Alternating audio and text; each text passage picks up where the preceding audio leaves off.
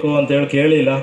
ಆದರೆ ನಮ್ಮ ಮಾನ್ಯ ರಾಜ್ಯಾಧ್ಯಕ್ಷರು ನೌಕರರ ಸಮಸ್ಯೆ ಏನು, ನೌಕರರು ಯಾವ ಥರ ನಾವು ಪ್ರೋತ್ಸಾಹ ಕೊಟ್ಟರೆ ಚೆನ್ನಾಗಿ ಕೆಲಸ ಮಾಡ್ತಾರೆ ಅನ್ನೋ ನಿಟ್ಟಿನಲ್ಲಿ ಯೋಚನೆ ಮಾಡಿ ಈ ಎಲ್ಲ ಆದೇಶಗಳನ್ನು ತಮ್ಮ ಒಂದು ಆಲೋಚನೆ ಮೇರೆಗೆ ಮಾಡಿಸಿರ್ತಾರೆ.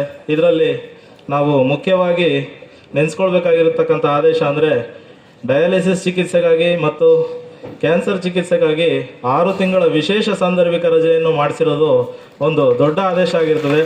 ಈ ಆದೇಶ ಕೆಲವ್ರಿಗೆ ಏನು ಇದರಿಂದ ಉಪಯೋಗ ಅಂತ ಅನಿಸ್ಬೋದು, ಆದರೆ ಇದರಿಂದ ಯಾರು ಈ ರಜೆ ಪಡಿತಾರೆ ಹಾಗೂ ಯಾರು ಇದನ್ನು ಒಂದು ಅನುಕೂಲ ಪಡಿತಾರೆ ಅವ್ರಿಗೆ ಮಾತ್ರ ಇದ್ರ ಕಷ್ಟ ಗೊತ್ತಿರ್ತದೆ.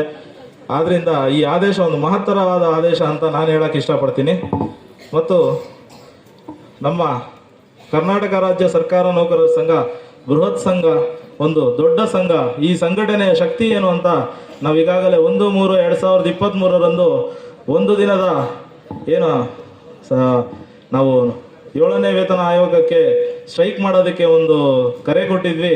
ಆವತ್ತೊಂದು ದಿನ ಅದಕ್ಕೆ ಸಂಬಂಧಪಟ್ಟ ಪೂರ್ವಭಾವಿ ಸಭೆಯನ್ನು ಕರೀತಾರೆ ನಮ್ಮ ಕರ್ನಾಟಕ ರಾಜ್ಯ ಸರ್ಕಾರ ನೌಕರರ ಭವನದಲ್ಲಿ. ಅವತ್ತು ಸೇರಿದ್ದಂತಹ ಜನಸಾಗರ ನೋಡಿದ್ರೆ ಗೊತ್ತಾಗುತ್ತೆ ಮಾನ್ಯ CS ಷಡಾಕ್ಷರಿರವರ ಸಂಘಟನಾ ಶಕ್ತಿ ಏನು ಅನ್ನೋದನ್ನು ನಾವಲ್ಲಿ ನೋಡ್ಬೋದಾಗಿತ್ತು. ಸುಮಾರು ನೋಡಿದಷ್ಟು ಜನ ಇದ್ದರು, ನಮಗೆ ಸಾಗರದಂತೆ ಕಾಣಿಸ್ತಾ ಇದ್ರು ಜನ.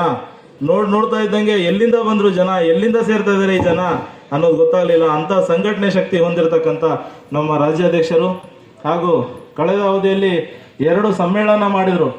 ಒಂದು ಸನ್ಮಾನ್ಯ ಮುಖ್ಯಮಂತ್ರಿಗಳಿಗೆ ಒಂದು ಅಭಿನಂದನಾ ಕಾರ್ಯಕ್ರಮ ಮಾಡಿದ್ರು, ಮತ್ತು ಇನ್ನೊಂದು ಹಕ್ಕೊತ್ತಾಯ ಮಾಡಿದ್ರು. ಆ ಒಂದು ಸಮ್ಮೇಳನಕ್ಕೆ ಜನ ಸೇರಿದ್ದಂಥ ರೀತಿ ಒಳಗಡೆ ಹೋದವ್ರು ಆಚೆ ಕೂಡ ಬರೋಕ್ಕಾಗಲಿಲ್ಲ. ಏನೋ ಬಂದ್ಬಿಡೋಣ ಅಂತ ಪ್ರೋಗ್ರಾಮ್ ನೋಡೋಕೆ ಒಳಗಡೆ ಹೋದರೆ ಅಲ್ಲೇ ಲಾಕು, ಆಚೆ ಬರೋಕ್ಕೆ ಕೂಡ ಆಗಲಿಲ್ಲ ಆಗಿತ್ತು. ಆ ಸಮ್ಮೇಳನ ಆ ರೀತಿ ಜನ ಸೇರಿಸುವಂಥ ಶಕ್ತಿ ಇರೋದು ಕೇವಲ ನಮ್ಮ ರಾಜ್ಯಾಧ್ಯಕ್ಷರಾದ CS ಷಡಾಕ್ಷರಿರವರಿಗೆ ಅಂತ ಹೇಳಕ್ಕೆ ನಾನು ಇಷ್ಟಪಡ್ತೀನಿ. ಹಾಗೂ ಏನು ನಮ್ಮ ಹಬ್ಬದ ಮುಂಗಡ 10,000 ಇದ್ದಿದ್ದನ್ನು 25,000ಕ್ಕೆ ಹೆಚ್ಚಿದ್ರು. ಹಬ್ಬದ ಮುಂಗಡ ಕೆಲವು ಇಲಾಖೆಗಳಿಗೆ ಗೊತ್ತಾಗಲ್ಲ ಅದರ ಮಹತ್ವ ಏನು ಅಂತ, ಆದರೆ ಕೆಲವು ಇಲಾಖೆಗಳಿಗೆ 25,000 ಮಾಡಿದೆ, ಖುಷಿ ಇದೆ. ಈ ಅವಧಿಯಲ್ಲಿ ಈಗಾಗಲೇ ಅದನ್ನು 50,000 ಮಾಡೋಕ್ಕೆ ಒಂದು ಕರೆ ಕೊಟ್ಟಿದ್ದಾರೆ. ಅದನ್ನು ಹತ್ತಿರದಲ್ಲೇ ಮಾಡಿಸ್ತಾರೆ ಅಂತ ಹೇಳ್ತಾ ಅದನ್ನು ನಾನು ಸಂತೋಷದಿಂದ ಹೇಳ್ತಾ ಇದ್ದೀನಿ. ಅಧ್ಯಕ್ಷರು ಯಾವುದೇ ಮಾತು ಹೇಳಿರೋದು ಯಾವುದು ಇವರೆಗೂ ಫೇಲ್ಯೂರ್ ಆಗಿಲ್ಲ, ಎಲ್ಲ ಆಗ್ತವೆ. ಅದ್ರ ಜೊತೆಗೆ ಇದು ಆಗುತ್ತೆ. ಮತ್ತು ಏನು ನಾವು